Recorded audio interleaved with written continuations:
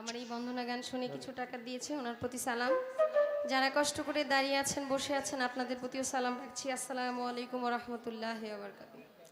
আসলে প্রতি রাত্রেই গান হয়, প্রায় সিজন টাইম পড়ে গেছে নভেম্বর থেকেই।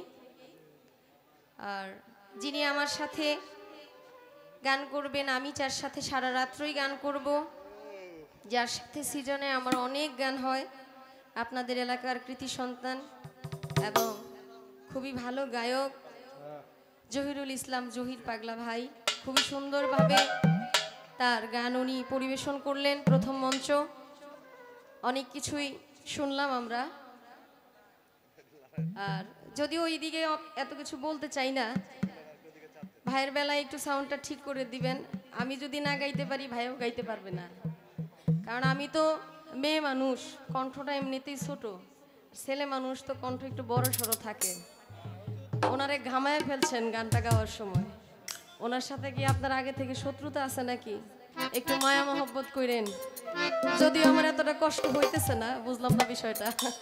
আমি কিন্তু ঘামি নাই, খুব কষ্ট হয়েছে, বুঝছেন? এইভাবে কষ্ট দিলে তো হয় না।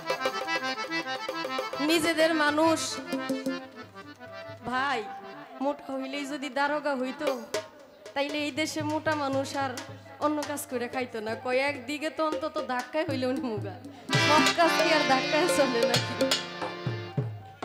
শরীরের জোরে যদি সব হইতো। আচ্ছা নেন,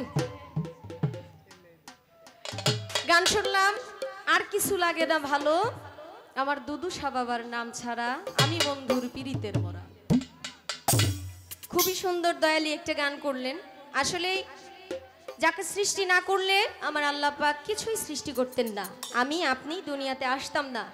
18,000 মাখলুকাতের একটা কিছু সৃষ্টি হইতো না। যেই নবীর মহাব্বতে এত কিছু সৃষ্টি হইল, সেই নবী করিম সাল্লাল্লাহু আলাইহি ওয়াসাল্লামের নামে একটা নাতে রাসূল রেখে আমি বসি।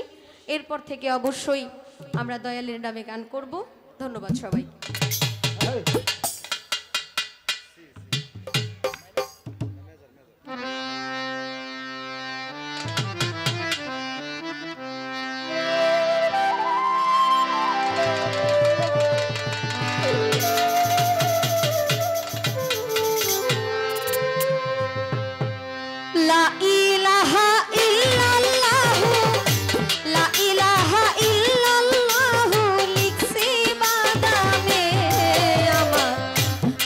তরণী ছাড়লাম নবীজির নামে, আমার ভাঙা তরণী ছাড়লাম রাসূলের নামে।